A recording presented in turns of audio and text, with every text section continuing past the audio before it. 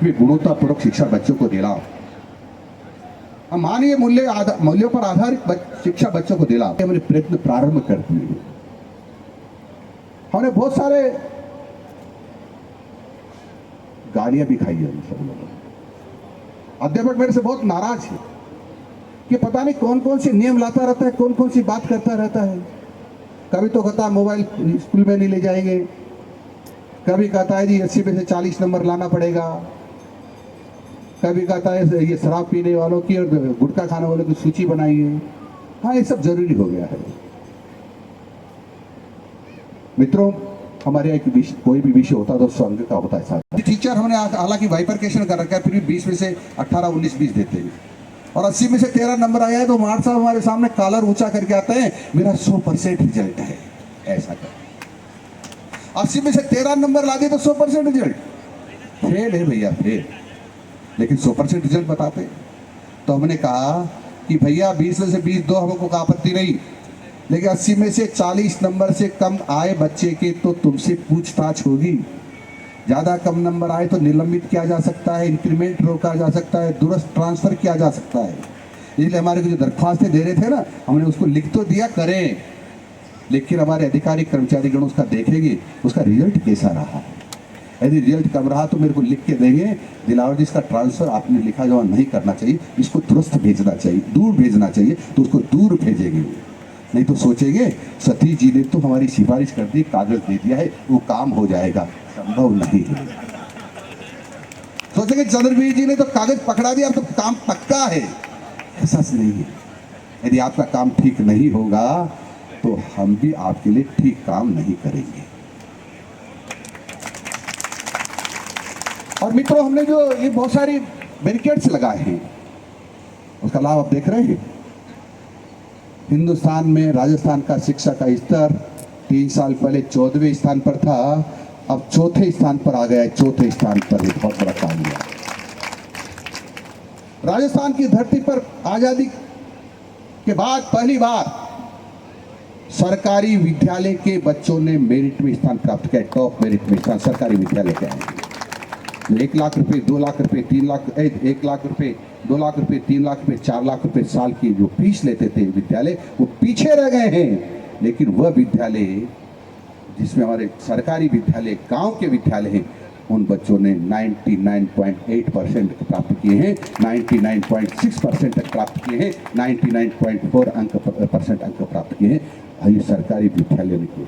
अब सरकारी विद्यालय वह नहीं कह सकते कि अब निजी विद्यालय बहुत अच्छी पढ़ाई होती है, सरकारी विद्यालय में नहीं होती।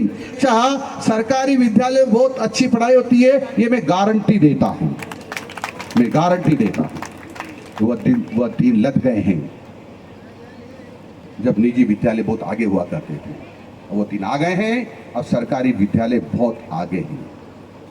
आप सब लोगों से भी निवेदन करता हूं, जो शिक्षा के क्षेत्र में काम कर रहे हैं लोग, अपने बच्चों को सरकारी विद्यालय में पढ़ाना प्रारंभ करो। और राजस्थान में कई प्रिंसिपल्स ऐसे जिन्होंने अपने बच्चों को प्राइवेट विद्यालय से निकाल लिया और अपना जहाँ काम कर रहे हैं, नौकरी कर रहे हैं, वहां ले गए उनके सामने पढ़ाते हैं। कई बार हमारे लोग जो सरकारी सेवा में वो जो शिक्षक है, वो अपने बच्चों को सरकारी प्राइवेट विद्यालय पढ़ाते हैं, समझ लेना उसको पढ़ाना नहीं आता है। जो सरकारी मास्टर है उसको पढ़ाना नहीं आता, वो फ्री की वेतन ले रहा है, इसीलिए तो अपने विद्यालय में पढ़ाना नहीं चाहता। वो ट्रेंड शिक्षकों से अपने बच्चों को नहीं पढ़ाना चाहता, अनट्रेंड से पढ़ाना चाहता है। जिसने न एसटीसी किया है न बीएड किया, उनसे पढ़ाना चाहता है। तो प्राइवेट जो सरकारी अध्यापक हैं, वो यदि निजी विद्यालय में पढ़ा रहे हैं तो मैं समझूंगा वो निकम्मापन कर रहे हैं, यानी उनको अपने बच्चों को पढ़ाना नहीं आता, फ्री की तनख्वाह ले रहे हैं। इसलिए किसी को कष्ट हो रहा हो तो आज ही अपने बच्चों को सरकारी विद्यालय में डाल दें, ताकि उस श्रेणी में उनका नाम ना आए। और मित्रों, मैं अभी कुछ दिन पहले एक सर्वे आया भारत सरकार, उनका कि देश भर में निजी विद्यालय आगे हैं सरकारी विद्यालयों से, लेकिन राजस्थान में निजी विद्यालयों से आगे है सरकारी विद्यालय। राजस्थान में केवल मात्र। ये सब आप लोगों के कारण से थोड़ा सा हमने टाइट तो किया है, अध्यापकों की गालियां तो खाई है, लेकिन हमने और शिक्षा में कुछ सुधार करने का यत्न किया है और जिसके आप परिणाम देख रहे हैं।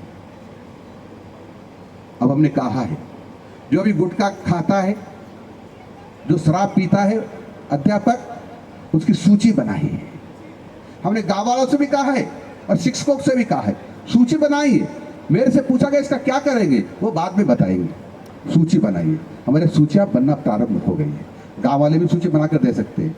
वो मास्टर एका कर ले भाई, आपको किसी को नहीं देना, उससे काम चलने वाला नहीं। हमारे गांव वालों को भी हमने कह दिया है, तुम भी सूची बनाकर दे सकते हैं, तो पता चल जाए कौन कौन इस प्रकार का काम करते हैं। हम बच्चों को क्या सिखाना चाहते हैं? हम शराब पी करके, हम गुटखा खा के क्या सिखाना चाहते हैं? हम नशे की ओर हमारे बच्चों को ले जाना चाहते हैं? हमारे बच्चों को बर्बाद करना चाहते हैं? हमारे बच्चों की जिंदगी बर्बाद करना चाहते हैं? हम शिक्षक हैं, हम बच्चों के सामने हमने अपने आप को आदर्श के रूप में प्रस्तुत करना चाहिए। बच्चे माँ बाप को देख करके सीखते हैं, बच्चे अध्यापकों को देख करके सीखते हैं, और इसीलिए हमारे परिवार में भी हमें बच्चों के सामने अपने आप को, माँ बाप को चाहिए कि आदर्श के रूप में अपने आप को प्रस्तुत करें। माँ बाप घर पर झगड़ा करते रहते तो बच्चे सोचते हैं कि क्या हो रहा है। एक दूसरे का सम्मान नहीं करते तो बच्चे इसे सोचते, देखते कि शायद एक दूसरे का अपमान करना ही अच्छा रहता होगा।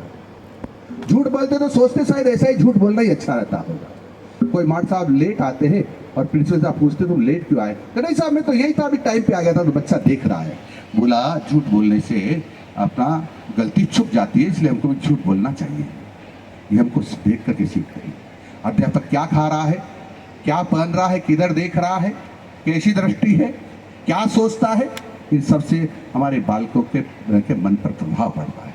इसलिए हम सब लोगों को अच्छा, हमारे बच्चों को यदि अच्छा रास्ता दिखाना है, संस्कार युक्त बनाना है, तो फिर हमको भी सावधान रहना पड़ेगा। ये हम सब लोगों को ध्यान रखना चाहिए। मित्रों, क्योंकि यहाँ जिले भर के लोग हैं, मैं पंचायत राज मंत्री भी हूँ गलती से। मैं गांव में जब देखता हूं तो गांव में गंदगी के ढेर लगे रहते हैं। मैंने मंत्री बनते ही पूछा बीडीओ साहब से, ग्राम विकास अधिकारी से, भाई गंदगी कौन क्या है, क्यों है? साहब गांव में तो गंदगी रहेगी से, वो तो गांव है, गांव में गंदगी क्यों रहेगी? माननीय नरेंद्र जी मोदी जो देश के प्रधानमंत्री, उन्होंने 2014 में स्वच्छ भारत मिशन का गठन किया है। उन्होंने छोटी से छोटी पंचायत को 1 लाख रुपए महीने साफ सफाई के लिए देना तब से प्रारंभ किया है। 1 लाख रुपए महीने छोटी से छोटी पंचायत को।